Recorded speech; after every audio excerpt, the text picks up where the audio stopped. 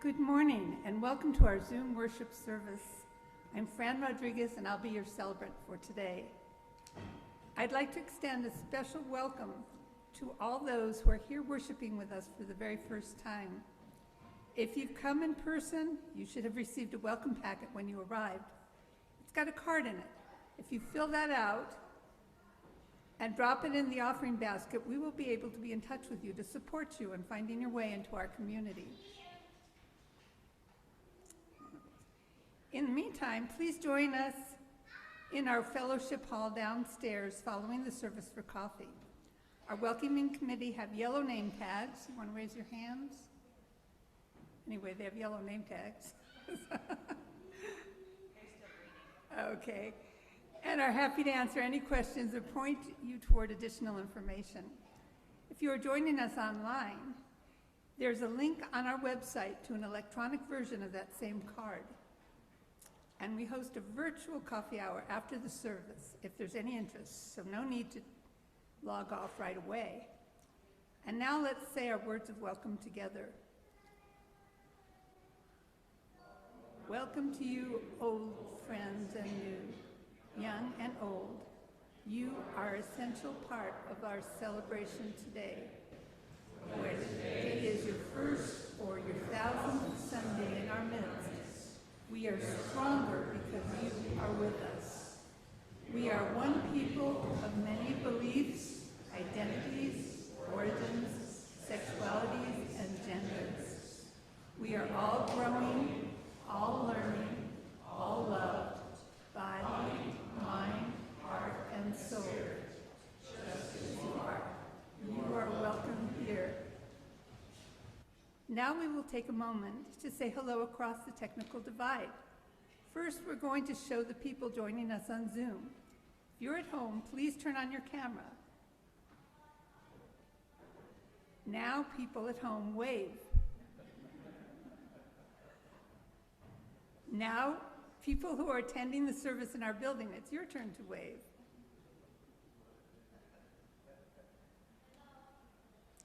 I do have a few announcements this morning. For those of you here in the building, please add a pronoun ribbon to your name tag. They're available at the greeter table.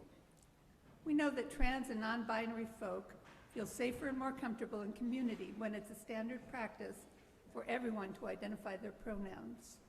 So we're making it simple and easy. If you're online, it should be easy to add your pronouns to your name by clicking on the 3 dots by your picture and choosing rename. We are happy to report that masks are not required, but certainly encouraged if they help you, because Whitman County, and I suppose Latah County too, is still in the green zone for COVID rates and impacts. This means we can sing together today, yay. If you would like to know more about our church policy on COVID precautions, it's found on the UUCP website. Here are the announcements. We preface our service by acknowledging that the land on which our homes and our church were built were not uninhabited when European settlers arrived here with their ideas of conquest and ownership. For those of us who live in Moscow, Pullman, or other nearby communities, we live on the ancestral homelands of the Nimipu, called Nez Perce by the French-speaking traders, the Palouse, and the Shishumps, called the Coeur d'Alene. If you're joining us from another place, I encourage you to discover who inhabited or moved through the place where you now live in the times before colonization and genocide.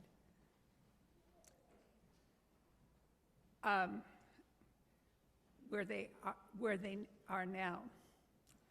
We pause and remember that we live on ground that is sacred, ground that was stolen, ground that cries out for justice and for responsible stewardship. May our remembering help us find the courage to do our part to restore wholeness to the earth and all her peoples. We now pause for just a moment to light a candle and pray for peace. We hold in our hearts all those currently threatened by greed and imperialism, from the people in Ukraine to those in Somalia. May we recommit ourselves to nurturing peace in the world and peace within, And I would add, let's also light a candle and pray for all of the victims of Hurricane Ian, which left a great deal of devastation in its path.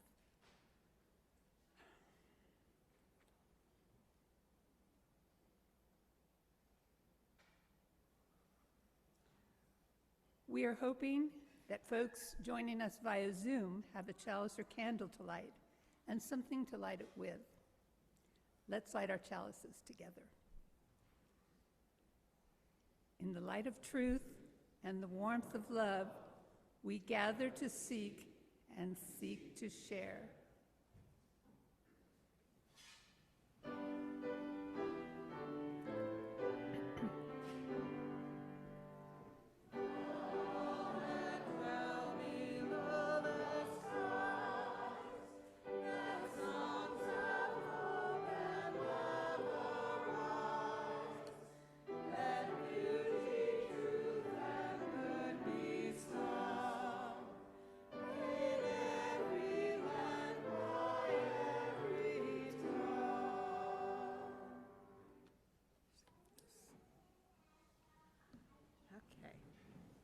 Please be seated.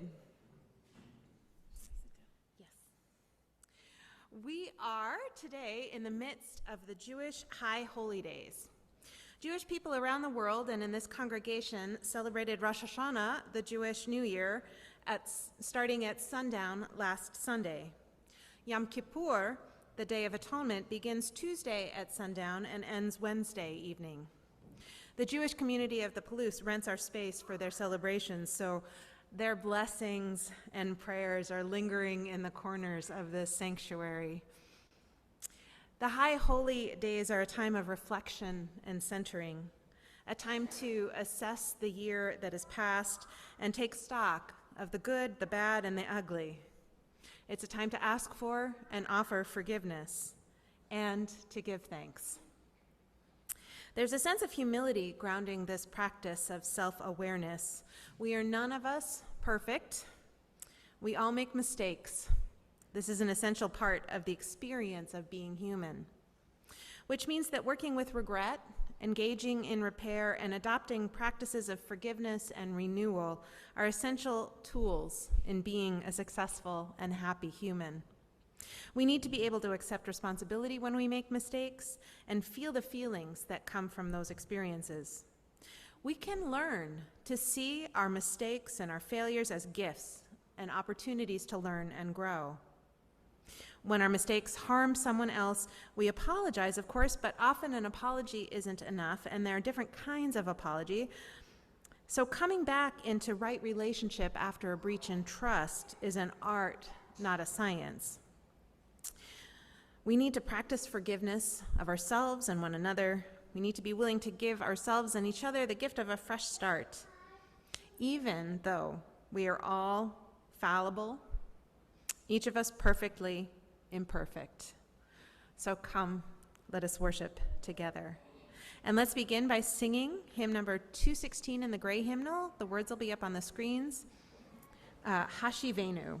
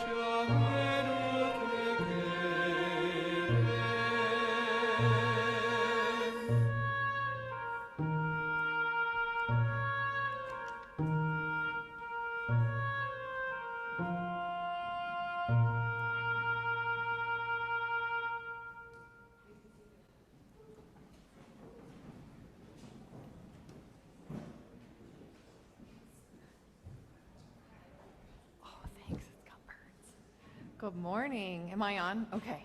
We have all of our children who want to come and sit and look at the story more closely. And then we have We have a very special gift of music this morning, offered to us by Scott Milner and accompanied by Sam Welsh. It's a poem by E.E. Cummings that should be familiar, and I invite you to hear it as a meditation, grounding the rest of our time together in gratitude.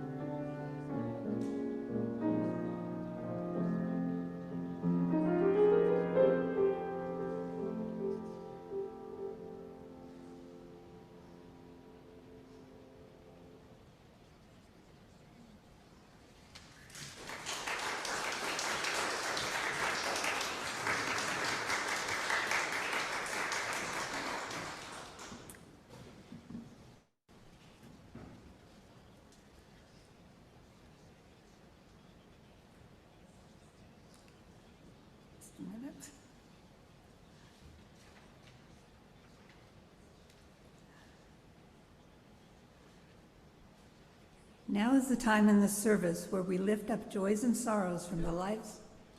Nope. Oh, I didn't go far enough back. My phone keeps skipping. Okay, let's see. Now let's take a moment to engage in the practice of generosity together. For those of you able to make a financial contribution, the logistics are on your screen. We invite you to either copy down the information you need or simply go to the website to make a donation. The web address is in the chat. Those of you who are newer or visiting from another part of the country may not be aware that we typically give away all of the cash from our Sunday offering to local charities whose missions align with our values, a program called Month of Sundays. This month, the recipient is Family Promise of the Palouse, whose mission is to empower families with children experiencing homelessness to achieve sustainable independence for a more promising future. If you are donating online, you can choose Month of Sundays from the drop-down menu. If you are mailing or dropping off a check, simply indicate in the memo line whether it is intended for the Month of Sundays or our general fund. In the spirit of love and for the continuing work of this church, we will now take time to practice generosity together.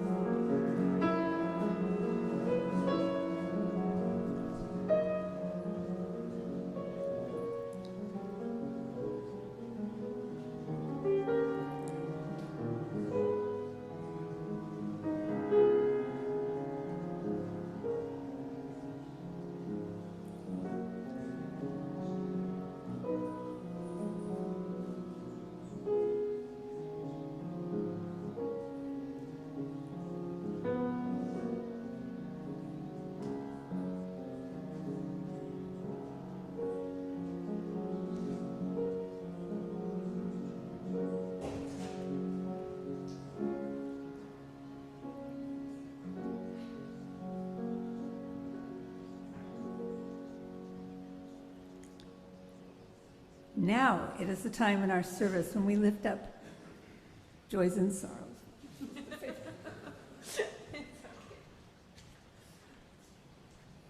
This is about forgiving ourselves for mistakes.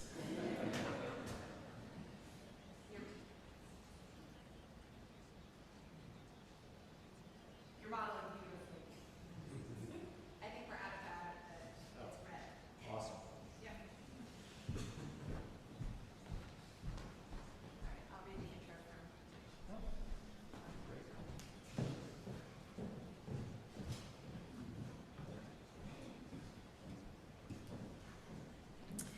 So, this is the time in our service when we lift up joys and sorrows from our personal lives. The sharing of joys and sorrows is a sacred ritual for our community. It's a time to briefly acknowledge truly significant life events. If you are someone who would rather not share aloud yourself, you can still send any joys or sorrows you have to me or to Ryan, and we'll incorporate them into the slideshow and read them aloud for you.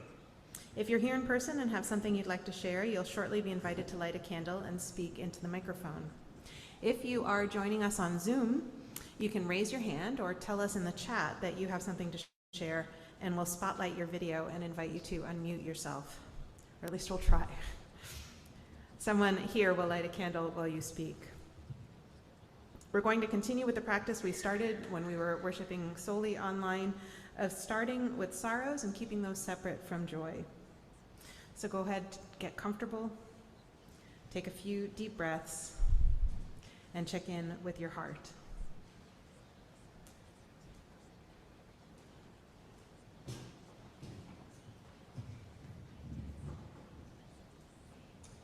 Sorrow.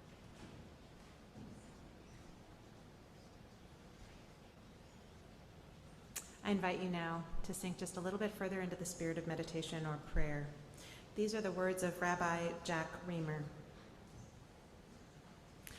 Now is the time for turning. The leaves are beginning to turn from green to red and orange. The birds are beginning to turn to storing their food for the winter. For leaves, birds, and animals, turning comes instinctively. But for us, turning does not come so easily. It takes an act of will for us to make a turn. It means breaking with old habits. It means admitting that we have been wrong, and this is never easy. It means losing face. It means starting all over again, and this is always painful. It means saying, I am sorry. It means recognizing that we have the ability to change. These things are hard to do, but unless we turn, we'll be trapped forever in yesterday's ways. Let's rest in the silence for just a moment together.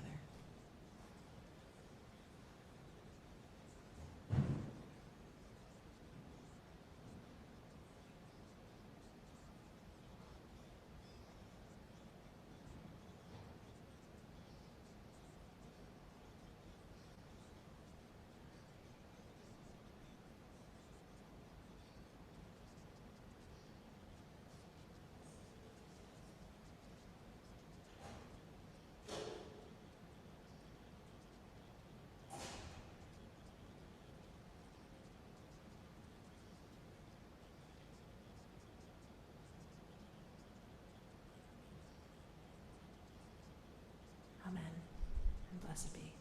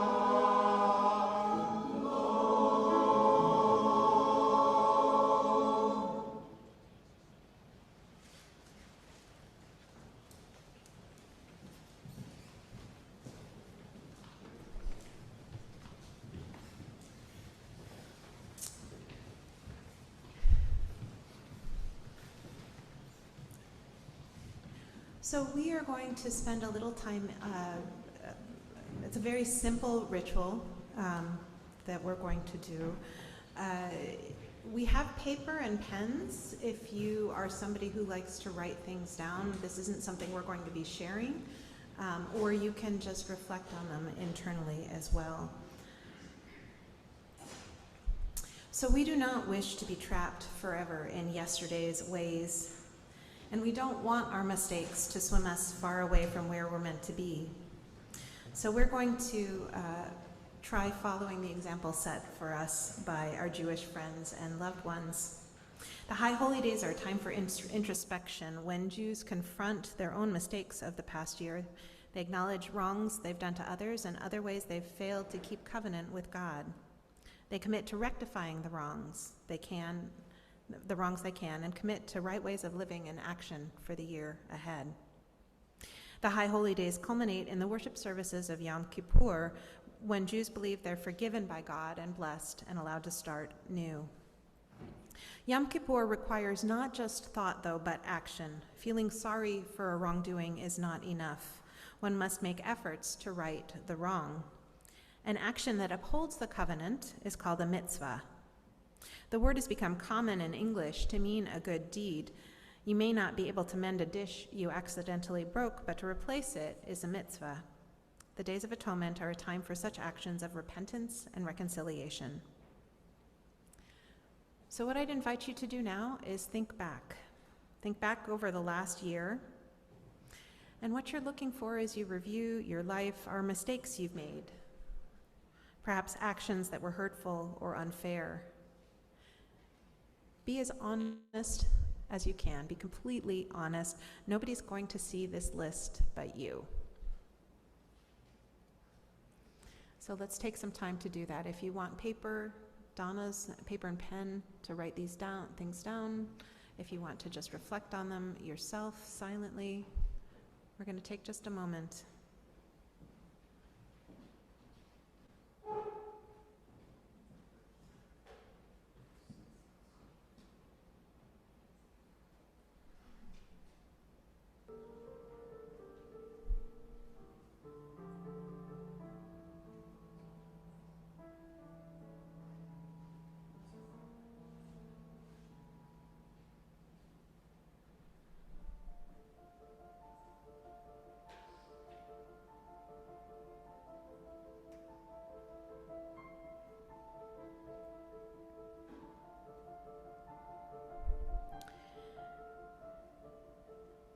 And then review the list mentally or on paper and assess, are there mistakes that you could correct?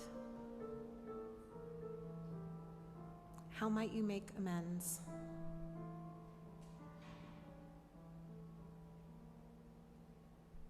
Note any internal resistance.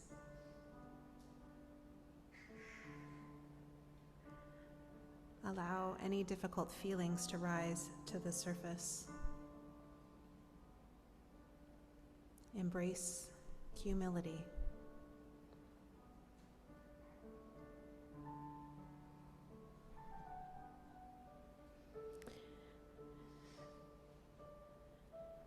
And then, if you wish, choose one item you've wished many times had happened differently. Plan through what you could do to correct the situation. Be specific. Commit to following through and doing those things when you leave here today.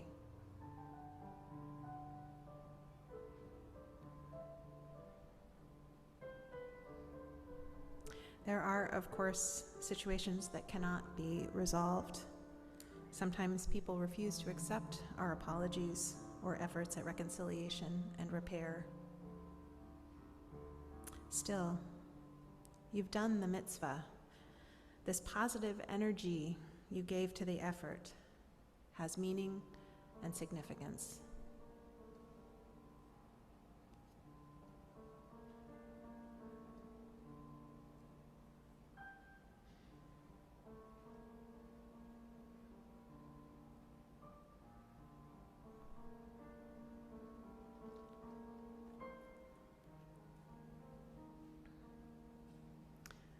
So what might we do with our list of mistakes and mitzvahs? In the days and weeks to come, I hope you'll keep it and follow up on any actions of repair and reconciliation. In the meantime, we can do one piece of the work, a hard part, which is forgiving ourselves for making those mistakes in the first place.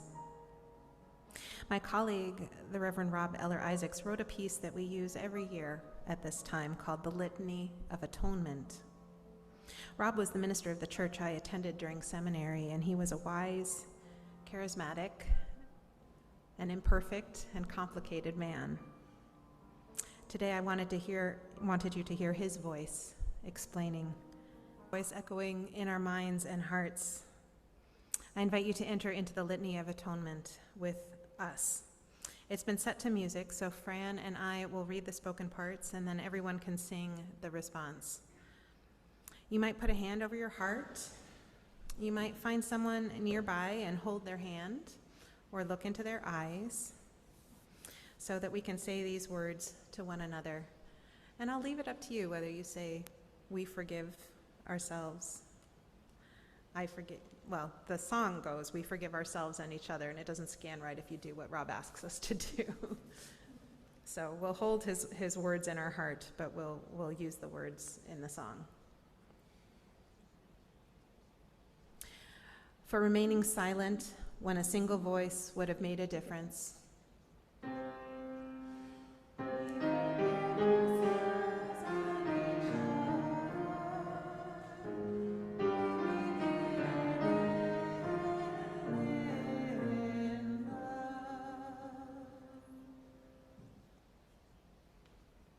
For each time that our fears have made us rigid and inaccessible.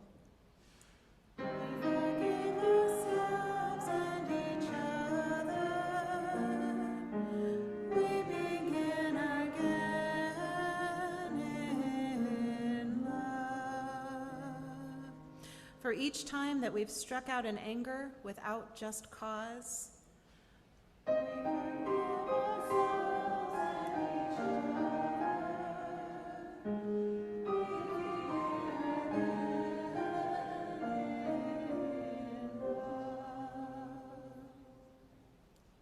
For each time that our greed has blinded us to the needs of others.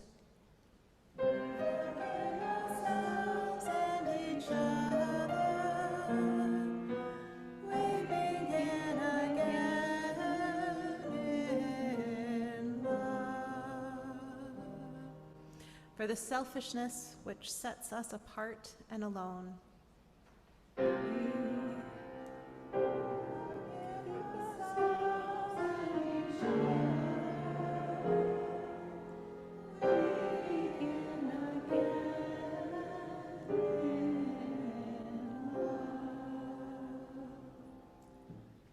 For those and for so many acts, both evident and subtle, which have fueled the illusion of separateness.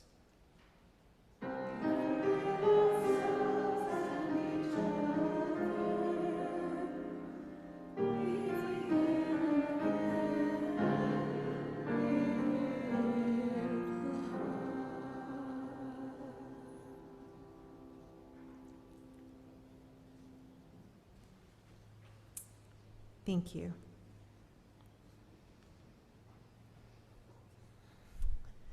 So it's well established people make mistakes. We do unkind and thoughtless things. We unintentionally cause harm, and sometimes we hurt others quite intentionally. People are reliably very people-y. What matters is what comes next. When these things happen, they bring up feelings, many of them uncomfortable, feelings like regret, shame, grief, pain. Some people, maybe all people, erect defenses between themselves and these uncomfortable feelings. We get angry. We look for other people to blame. We project our own mistakes and failures onto another person or a category of people. We refuse to be present to the harm that we've done. We minimize the damage or brush it aside. This is also a very people-y thing to do, but it makes the mess and the hurt worse. The alternative to which the faithful life calls us is to move through a process of holding ourselves accountable, allowing ourselves to be held accountable by others. We feel all those uncomfortable feelings, and then we do what we can to repair the relationship. What makes it easier to choose option B is actually a strong sense of self-love and self-compassion. If we are willing to give ourselves grace, willing to accept our imperfections, normalize mistakes, and if we know in our bones that we are worthy of love even in our imperfection, then accountability doesn't feel threatening. It feels like a gift. It feels like a gift I give to myself if I'm the one driving the process, and an even greater gift or act of courage if it's someone else letting me know that I messed up and caused them harm.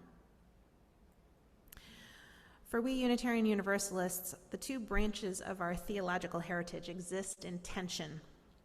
The Universalists broke away from the Calvinists who believed in predestination because they believed that a loving God would never damn anyone to eternal suffering. Meanwhile, the Unitarians believed in something called salvation by character. If they always did the moral, upright thing, then they would be saved. So the Universalist believes God was too good to damn them, and the Unitarians believed that they were too good to be damned. When it comes to these issues of harm and accountability and forgiveness, we need to lean into our universalism. There's a hubris, an arrogance in that Unitarian assertion of moral and ethical superiority. If making mistakes carries with it the possibility of eternal suffering, of course you're going to resist admitting you make mistakes. Universalism, on the other hand, with its assertion that if God exists, they are infinitely and unconditionally loving, resources us. It helps us be strong and secure enough to welcome each mistake we make as an AFOG, another freaking opportunity for growth. Now, some of our personal mistakes have natural consequences. If I eat ice cream without taking a lactose pill, I know I'm going to wind up with stomach cramps. When I don't pay the bills, the phone gets turned off. In those kinds of situations, I find I judge myself far more harshly than I'd judge another person. So my favorite trick when I'm internally berating myself for poor choices or lack of discipline is to imagine saying those things to a beloved child. If I wouldn't say it to my kid, I shouldn't say it to myself, because I am a beloved child too. Now, some mistakes we get away with, and then we get to walk for a while with guilt. Guilt is not a fun companion. I feel like I should lift up Brené Brown's definition of guilt and shame here. She writes, "Guilt is adaptive and helpful. It's holding something we've done or failed to do up against our values and feeling psychological discomfort." Shame, meanwhile, is the intensely painful feeling or experience of believing that we are flawed and therefore unworthy of love and belonging. Something we've experienced, done, or failed to do makes us unworthy of connection. So shame makes us defensive, and we're more likely to go on the attack and cause more harm. If we're feeling shame, we need to seek support, affirmation, we need to engage in reflection or self-care. The best thing we can do is pull back from the situation that causes shame until we're able to approach our mistakes with enough self-compassion and self-love that we can work with them productively. Because guilt, on the other hand, is there to help us learn and grow.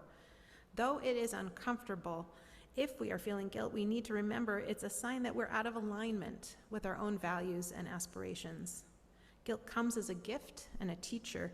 It's not comfortable, but when we meet it and work with it, it carries us to a truer and better place. It brings us back into integrity and a sense of inner peace.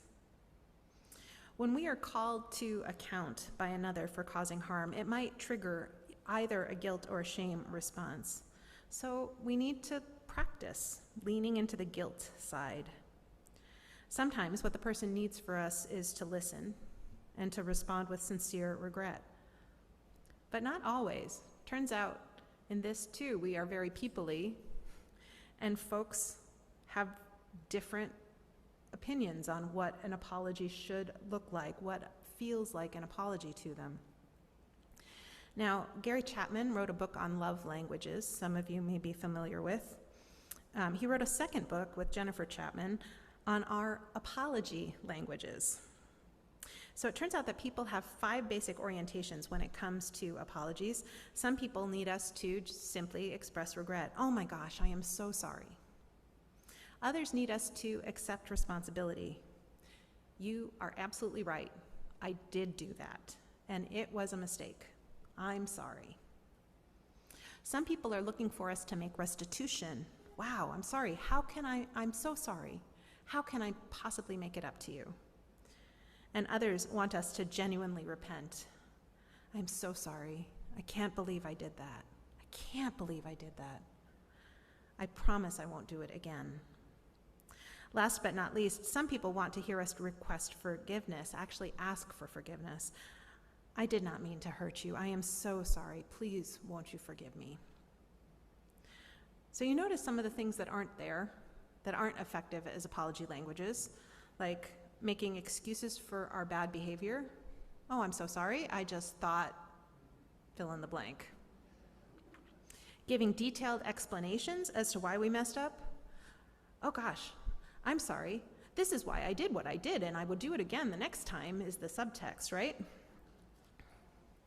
Assigning blame to someone or something else. I'm sorry you feel that way, but it's their fault. Claiming that we had the authority to do what we did regardless of the consequences. I'm sorry, but I have every right to my opinion. Playing the victim. This is a favorite of certain segments of society.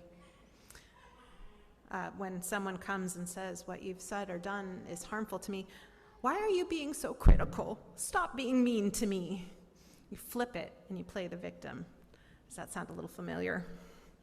Now, what else? What are the other things that we do to avoid accountability? Other strategies we use? We ignore it sometimes. You ever had somebody tell you that you hurt their feelings and then you just kind of see them on the other side of the room and you go to the bathroom? Yeah? Use the third person. Mistakes were made. Oh, mistakes were made, but not by me. Yeah. So regardless of how we come to terms with our mistakes, there comes a time when we've extracted all of the learning that's accessible to us, and then it is time to wave goodbye, time to let them go. And that can actually be kind of a challenge for some of us, or at least I know it's a challenge for me. I sometimes call myself a perfectionist in recovery. Now, if we let those mistakes and guilt accumulate, they metamorphose and become shame. And they make us miserable and prevent us from accessing the gifts of learning and understanding that would otherwise be waiting for us in each of these situations. So we need fresh starts. We need occasions like the Jewish High Holy Days or our own burning ceremony that takes place around the end of the calendar year. We need these opportunities to deliberately let go of stories and beliefs about our mistakes that are holding us down and keeping us from being our best and truest selves. Wave goodbye to our mistakes, let them fade into the distance, while we continue on a little bit wiser for having had their company. So the process that we've reflected on today of mistake followed by regret, then repair and renewal, lies at the heart of our personal and collective process of evolution. We can't be better until we know better, and we can't know better until we see, acknowledge, and learn from our mistakes. It's as simple and as difficult as that. As my colleague, the Reverend Teresa Ninan Soto, put it in the most succinct sermon I've ever heard in my life, people are mistakey, but good.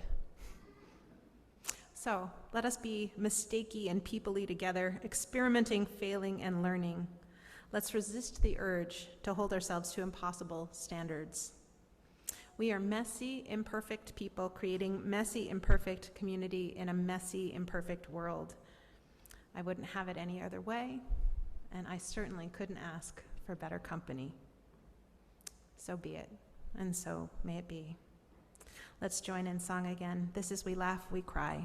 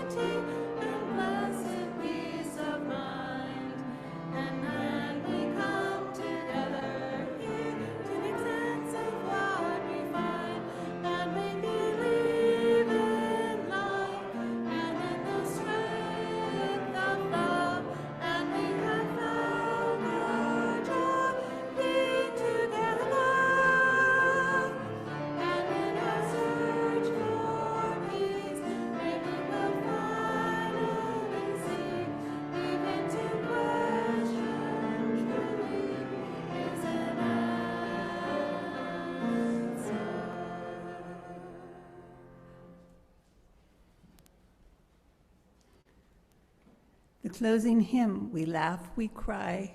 No, excuse me. Wrong place. The closing reading, Prayer for the World by Rabbi Harold Kushner. Let the rain come and wash away the ancient grudges, the bitter hatreds held and nurtured over generations. Let the rain wash away the memory of the hurt, the neglect. Then let the sun come out and fill the sky with rainbows. Let the warmth of the sun heal us whenever we are broken. Let it burn away the fog so we can see each other clearly, so that we can see beyond labels.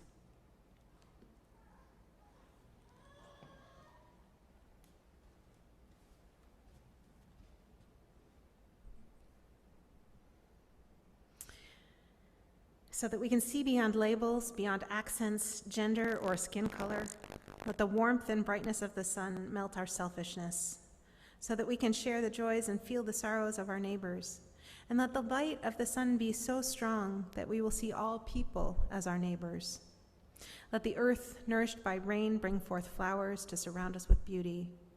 And let the mountains teach our hearts to reach upward to heaven. Amen. Let's join in singing our sung benediction.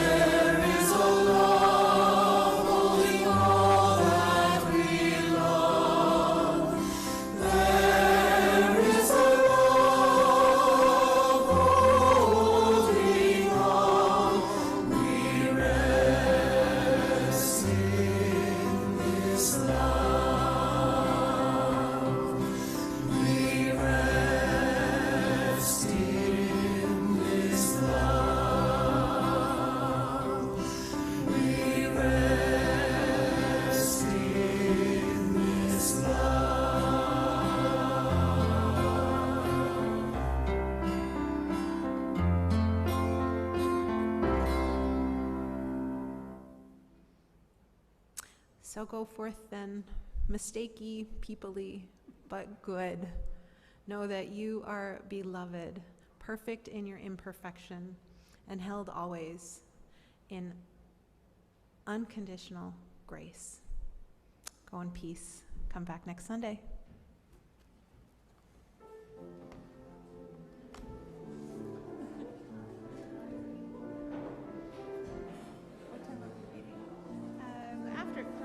I think we have enough time to grab coffee and so. This is good, mistakes and all. Mistakes and all. Great.